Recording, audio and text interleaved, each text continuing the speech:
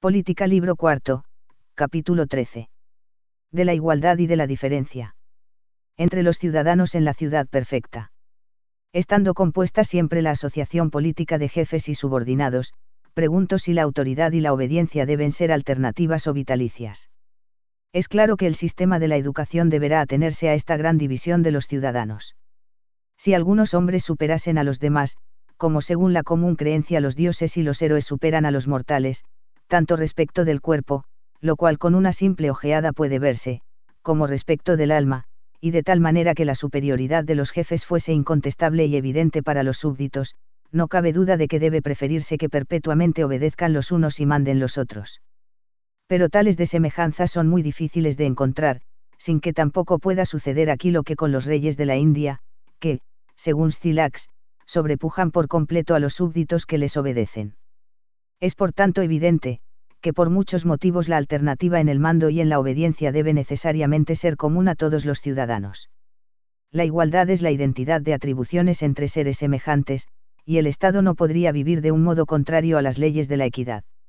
Los facciosos que hubiese en el país, encontrarían apoyo siempre y constantemente en los súbditos descontentos, y los miembros del gobierno no podrían ser nunca bastante numerosos para resistir a tantos enemigos reunidos. Sin embargo, es incontestable que debe haber alguna diferencia entre los jefes y los subordinados. ¿Cuál será esta diferencia y cuál el modo de dividir el poder? Tales son las cuestiones que debe resolver el legislador. Ya lo hemos dicho, la misma naturaleza ha trazado la línea de demarcación, al crear en una especie idéntica la clase de los jóvenes y la de los ancianos, unos destinados a obedecer, otros capaces de mandar. Una autoridad conferida a causa de la edad no puede provocar los celos, ni fomentar la vanidad de nadie, sobre todo cuando cada cual está seguro de que obtendrá con los años la misma prerrogativa. Y así, la autoridad y la obediencia deben ser a la vez perpetuas y alternativas, y por consiguiente la educación debe ser a la vez igual y diversa, puesto que, según opinión de todo el mundo, la obediencia es la verdadera escuela del mando. Ahora bien, la autoridad, según dijimos antes, puede darse en interés del que la posee, o en interés de aquel sobre quien se ejerce. En el primer caso resulta la autoridad que ejerce el señor sobre sus esclavos, en el segundo, la autoridad que se ejerce sobre hombres libres. Además, las órdenes pueden diferir entre sí tanto por el motivo por que se han dictado, como por los resultados mismos que producen. Muchos servicios, que se consideran exclusivamente como domésticos, se hacen para honrar a los jóvenes libres que los realizan. El mérito o el vicio de una acción no se encuentra tanto en la acción misma, como en los motivos que la inspiran y en el fin de cuya realización se trata. Hemos dejado sentado que la virtud del ciudadano, cuando manda es idéntica a la virtud del hombre perfecto, y hemos añadido, que el ciudadano debía obedecer antes de mandar, de todo lo cual concluimos, que al legislador toca educar a los ciudadanos en la virtud, conociendo los medios que conducen a ella y el fin esencial de la vida más digna. El alma se compone de dos partes, una que posee en sí misma la razón, otra que, sin poseerla, es capaz, por lo menos de obedecer a ella. A una y a otra pertenecen las virtudes que constituyen el hombre de bien. Una vez admitida esta división, tal como la proponemos, puede decirse sin dificultad cuál de estas dos partes del alma encierra el fin mismo a que debe aspirarse, porque siempre se hace una cosa menos buena en vista de otra mejor, lo cual es tan evidente en las producciones del arte como en las de la naturaleza, y en este caso el objeto mejor es la parte racional del alma. Adoptando en esta indagación nuestro procedimiento ordinario, el análisis, encontramos que la razón se divide en otras dos partes, razón práctica y razón especulativa.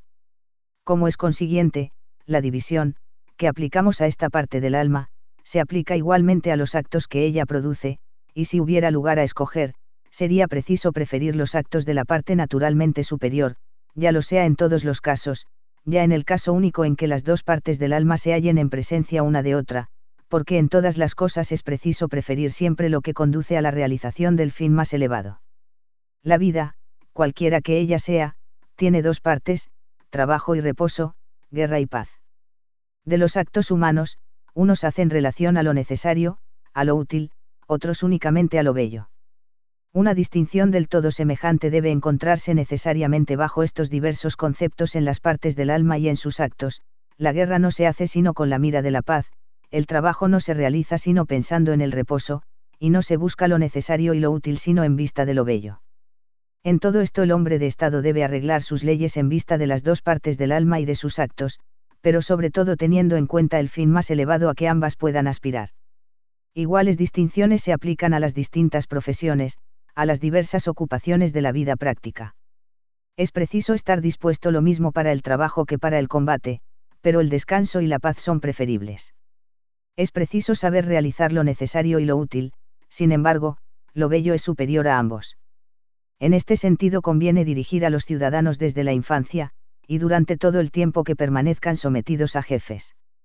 Los gobiernos de la Grecia, que hoy pasan por ser los mejores, así como los legisladores que los han fundado, al parecer no han dirigido sus instrucciones a la consecución de un fin superior, ni dictado sus leyes, ni encaminado la educación pública hacia el conjunto de las virtudes, sino que antes bien se han inclinado, no con mucha nobleza, a las que tienen el aspecto de útiles y son más capaces de satisfacer la ambición.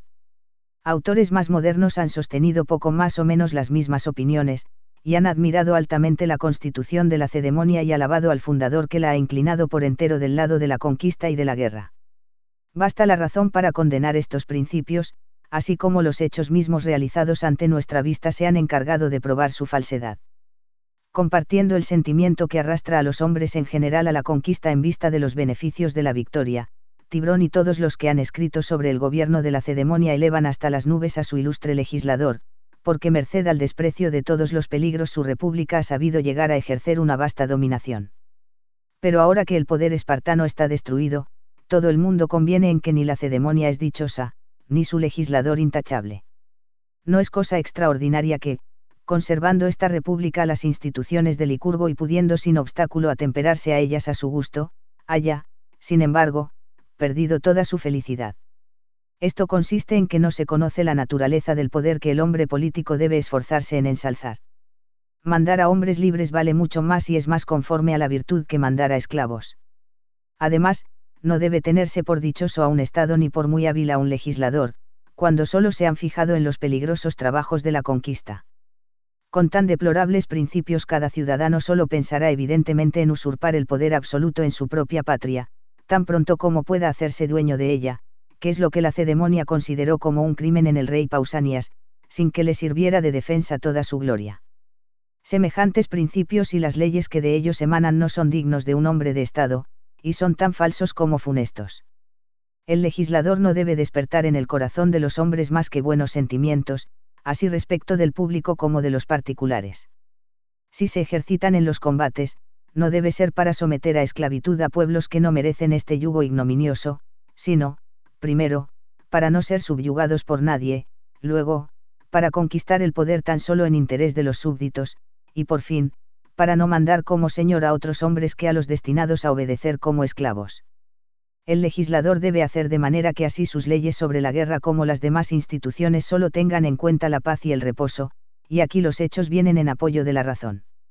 La guerra, mientras ha durado, ha sido la salvación de semejantes estados, pero una vez asegurado su poderío, la victoria les ha sido fatal, pues, al modo del hierro han perdido su templo tan pronto como han tenido paz, y la culpa es del legislador que no ha enseñado la paz a su ciudad.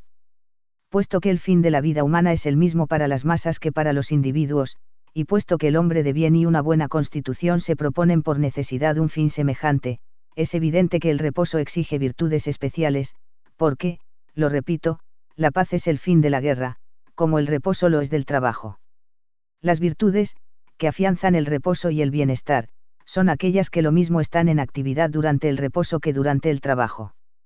El reposo solo 156, obtiene mediante la reunión de muchas condiciones indispensables para atender a las primeras necesidades. El Estado, para gozar de paz, debe ser prudente, valeroso y firme, porque es muy cierto el proverbio, no hay reposo para los esclavos. Cuando no se sabe despreciar el peligro, es uno presa del primero que le ataca.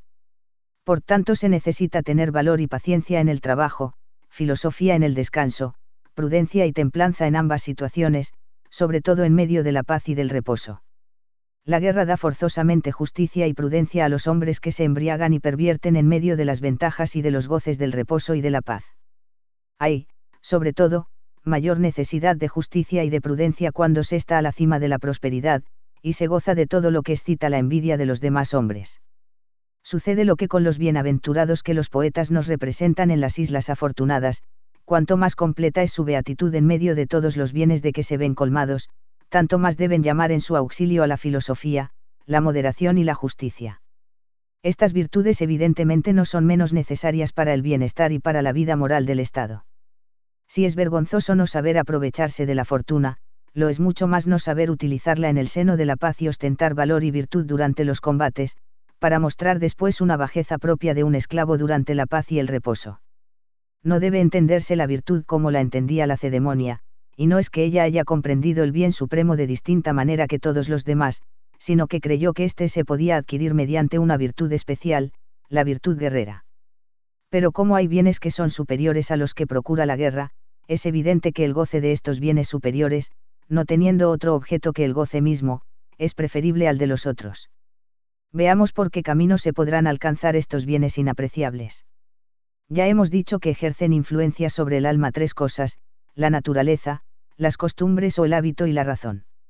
Hemos precisado las cualidades que los ciudadanos deben haber obtenido previamente de la naturaleza. Nos resta indagar si la educación de la razón debe preceder a la del hábito, porque es preciso que estas dos últimas influencias estén en la más perfecta armonía, puesto que la razón misma puede extraviarse al ir en busca del mejor fin, y las costumbres no están sujetas a menos errores. En esto, como en lo demás, por la generación comienza, 157, todo, pero el fin de la generación se remonta a un origen, cuyo objeto es completamente diferente. En el hombre, el verdadero fin de la naturaleza es la razón y la inteligencia, únicos objetos que se deben tener en cuenta cuando se trata de los cuidados que deben aplicarse, ya a la generación de los ciudadanos, ya a la formación de sus costumbres. Así como el alma y el cuerpo, según hemos dicho, son muy distintos, así el alma tiene dos partes no menos diferentes, una irracional, otra dotada de razón, y que se producen de dos maneras de ser diversas, es propio de la primera el instinto, de la otra, la inteligencia. Si el nacimiento del cuerpo precede al del alma, la formación de la parte irracional es anterior a la de la parte racional. Es fácil convencerse de ello: la cólera, la voluntad, el deseo se manifiestan en los niños apenas nacen, el razonamiento y la inteligencia no aparecen, en el orden natural de las cosas, sino mucho más tarde. Es de necesidad ocuparse del cuerpo antes de pensar en el alma, y después del cuerpo, es preciso pensar en el instinto, bien que en definitiva no se forme el instinto sino para servir a la inteligencia, ni se forme el cuerpo sino para servir al alma.